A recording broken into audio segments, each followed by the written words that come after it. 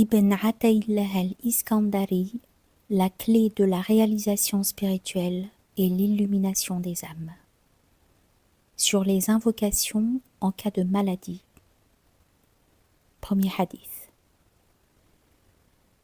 Une des meilleures attitudes à avoir en visitant un malade est de poser ta main sur lui en demandant « Comment as-tu passé ta matinée ?»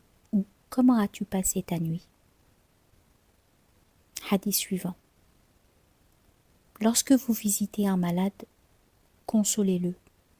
Cela ne le rétablira pas, mais le mettra cependant de bonne humeur. Hadith suivant. L'envoyé de Dieu, alayhi salatu wassalam, se rendit en visite à un mourant. Il le salua et demanda « Comment vas-tu » Il répondit « Très bien, ô envoyé de Dieu.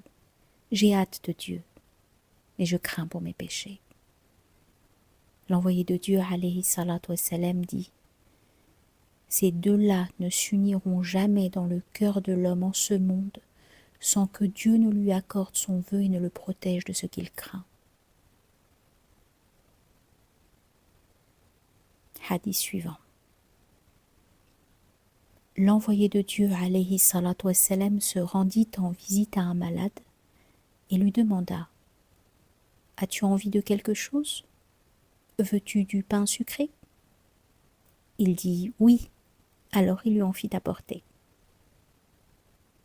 Hadith suivant.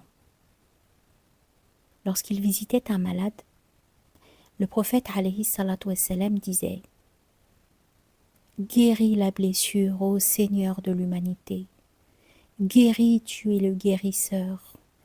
Il n'y a aucun remède sinon ton remède, un remède qui ne laisse aucune maladie. » Hadith suivant. Aucun musulman ne visite un malade dont le temps n'est pas compté et ne dit cette fois « Je demande à Dieu, Seigneur suprême du trône immense, de te guérir » sans que le malade ne recouvre la santé. Hadith suivant. Frotte ta douleur avec la main droite 7 fois et dis « Je prends refuge dans la force de Dieu et dans sa puissance contre le mal que j'y trouve. » Je fis cela et Dieu le Très-Haut dissipa ce qui me causait du tort. Depuis, j'apprends à ma famille et aux autres de faire de même. Hadith suivant. Abu Huraira, radiyallahu anhu, dit « L'envoyé de Dieu, alayhi salatu wassalam, et moi sommes sortis, ma main dans la sienne, visiter un homme pauvrement vêtu. Le prophète, alayhi salatu wassalam, lui dit « Ô un tel, que t'arrive-t-il » Il a répondu « La maladie et l'affliction, ô envoyé de Dieu. » Il dit « Veux-tu que je t'apprenne une invocation qui t'écartera de l'affliction et de la maladie ?» Abu Huraira dit « Enseigne-la-moi, ô envoyé de Dieu. » Dis, ô Abu Huraira, « Je m'en remets au vivant, Al-Hayy, celui qui ne meurt pas, et louange à Dieu qui n'a pas pris de fils et qui est sans associé ou influent dans le royaume. Et dit, Dieu est plus grand. » Plus tard, l'envoyé de Dieu, alayhi salatu wassalam, retourna voir cet homme, dont l'état de santé s'était amélioré, et lui demanda « Comment cela se fait-il » Il répondit « J'ai dit les mots, ô envoyé de Dieu. Je n'ai eu de cesse de répéter ce que tu m'as appris. » Hadith suivant. Lorsque quelqu'un rend visite à un malade, qu'il dise « Ô Dieu, guéris ton serviteur afin qu'il puisse vaincre un ennemi en ton nom, ou alors afin qu'il puisse prier pour toi. » Hadith suivant.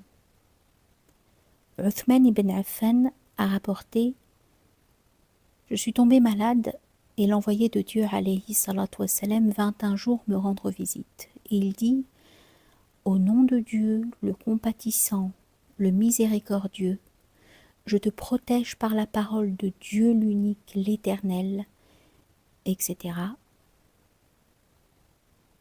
qui n'a jamais engendré, n'a pas été engendré non plus, et nul n'est égal à lui contre le mal dont tu souffres. Puis l'envoyé de Dieu, alayhi salatu wassalam, se leva et dit « Ô Uthman, cherche la protection en ces mots, car il n'y en a pas de meilleur pour toi qui cherche protection. » Hadith suivant. L'envoyé de Dieu, alayhi salatu wassalam, enseignait ceci à son peuple contre l'affection et la fièvre. Au nom de Dieu le puissant, nous prenons refuge en Dieu le suprême contre le mal d'une plaie ouverte et contre le mal de la brûlure du feu. Hadith suivant. Hawat ibn Jubayr a rapporté « Je suis tombé malade et l'envoyé de Dieu, alayhi salatu wassalam, est venu me voir et m'a dit « Ton corps est guéri, ô Hawat. » Je lui dis « Et ton corps, ô envoyé de Dieu ?» Il dit « Tiens ta promesse envers Dieu, exalté soit-il. » Je lui dis « Mais je ne lui ai rien promis. » Il dit « Mais si, tu l'as fait. Il n'y a pas un serviteur qui ne tombe malade sans offrir un bien à Dieu, exalté soit-il. Accomplis l'engagement que tu as pris. » Hadith suivant. Lorsque quelqu'un est affecté de quelque chose, qu'il se souvienne de son affection par rapport à moi, car voilà la plus grande des affections. Hadith suivant. Le prophète, alayhi salatu wassalam, dit « Moïse dit à son Seigneur, quelle est la récompense pour celui qui console une mère qui a perdu un enfant ?» Il répondit « Je l'abrite sous mon ombre au jour où il n'y aura plus aucune ombre sauf la mienne. »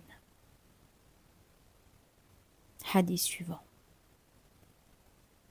Lorsque quelque chose vous trouble, accomplissez la prière dite de consultation istikhara à 7 reprises. Puis observez ce qui survient spontanément dans votre cœur, car le bien s'y situe.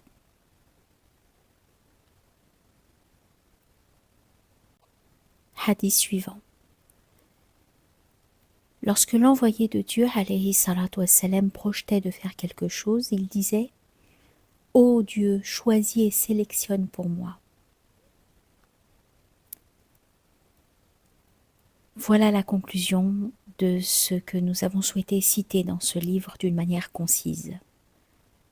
La porte est à présent ouverte à celui qui veut méditer dessus, car le meilleur des discours est celui qui est court et concis, et non pas long et pénible. Louange à Dieu, Seigneur des mondes. Prière et bénédiction sur notre maître Muhammad, alayhi salatu wassalam, celui qui ouvre Al-Fatih et celui qui scelle Al-Khatim, ainsi que sur sa famille et ses compagnons, détenteurs de vertus incommensurables et de la noblesse des qualités. Allah nous suffit. Il est notre meilleur garant.